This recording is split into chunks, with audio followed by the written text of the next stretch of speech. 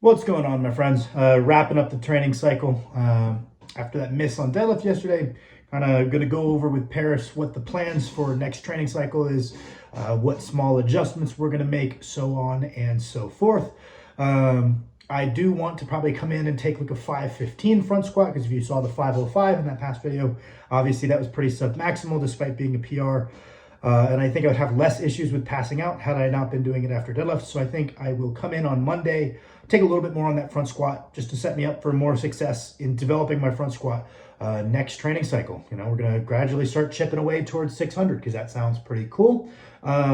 Today, Max and I are going to drive into town because we need groceries. We're going to get a workout in at Prime, the gym in town.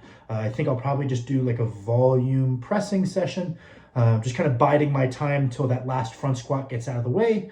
Then we're going to roll into a new training cycle. Going to go over the new training cycle with Paris tomorrow, get that all sorted out. But all of my rambling aside, I need to account for the blasphemy I have put in the title of this video. I'm sure some of you are like, what the hell is this? What is this shit, Sam? Explain. I'm going to title this video something to the general effect of an argument for maingaining. I think that'll probably be the title, right? And I think it's a pretty well-known fact, at least within my sphere of YouTube, that, hey, our rate of driving body composition change, whether that be our rate of gaining muscle or our rate of losing body fat, is going to be net a lot better doing bulking and cutting phases than it is just hanging out at a fixed body weight. And this idea is, hey, as a natural lifter, the rate at which we can recomp at a fixed body weight is kind of limited, and you're better off running dedicated bulking cycles in an effort to gain muscle, right? I can acknowledge all that for sure. This is definitely what the science seems to indicate. We can all kind of be on the same page that, like, yeah, we're going to gain substantially more muscle in a small caloric surplus than we will eating at maintenance. But that being said, I think that there are some people, and this is more psychological than it is physiological, who are prone to crash dieting, prone to yo-yo dieting at far too fast of a rate. And it's almost like a psychological hang-up they have, is every time they bulk, they end up overeating to the point where they're gaining predominantly fat and not a ton of muscle tissue. And when they cut, they do it so quickly that they are potentially losing some muscle alongside the fat.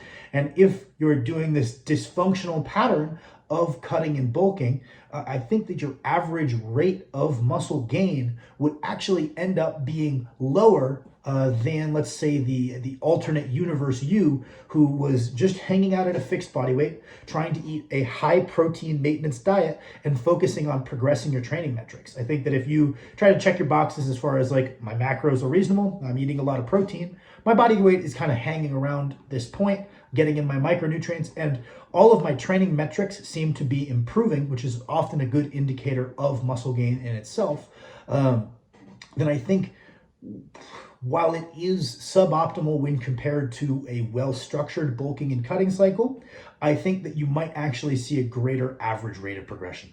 And so I will recommend this to someone if I think that they're kind of that neurotic up and down yo-yo dieter, and they've kind of gone through this cycle of gaining and losing 30 plus pounds, and they don't seem to be having a great upward trajectory in terms of their lean body mass. I will often recommend, hey, let's just keep our body weight where it is for a little bit, focus on getting our training metrics moving in the right direction, focus on eating a high protein diet day after day, and kind of have those foundational habits. We'll see some good progression just from the fact that our training metrics are moving forward and we're eating a high protein diet. And then once we're settled into that, then we can start looking at, like, okay, well, I've been maintaining for a couple of months, my body weight's steady, my training metrics are progressing, I'm eating a lot of protein. Then we can start looking at extremely small deviations to start taking advantage of the superior aspects of caloric deficits and caloric surpluses. So we've been eating at maintenance for a couple months now, instead of our yo-yo dieting. And instead of, like, being like, oh, time to bulk, I'm going to eat everything in sight, we literally just increase our carbs with one meal. And maybe our body weight will come up for a couple of weeks and then it will stall. And then maybe we increase our carbs with a different meal. And we make these small iterations from this principle of roughly maintenance And then we can kind of take advantage of the fact that, yeah, maingaining probably isn't the best idea in the world. We should be making dedicated efforts, but it should be from this basis of a sustainable maintenance with progressing training metrics, and then making small enough dietary changes that we can continue progressing our training metrics. So on the other end of the coin, right, we have this guy, he kind of gets in this habit of like, okay, I'm moving forward in the gym. I'm doing a good job eating a lot of protein every single day, like clockwork, and things are moving well. And then I'm going to add in a little carbs. I'm add a little carbs, and then suddenly what we are doing is we're bulking in the correct way. We're not maingaining.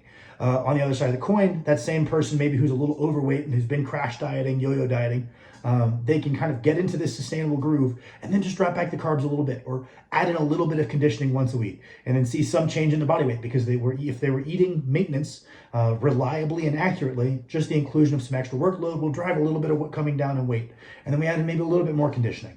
And then we maybe take away just a little bit of carbs. And these small changes will allow us to potentially keep our training metrics moving forward while coming down in body weight. And coming down in body weight is by far the most effective way to lose fat tissue. So that would just be my general thoughts. Is I do think that bulking and cutting is awesome and that people should probably be doing it. But that being said, I think that if you can identify yourself as someone who has done this yo-yo dieting to poor results, maybe considering this framework could be helpful. Thank you for watching.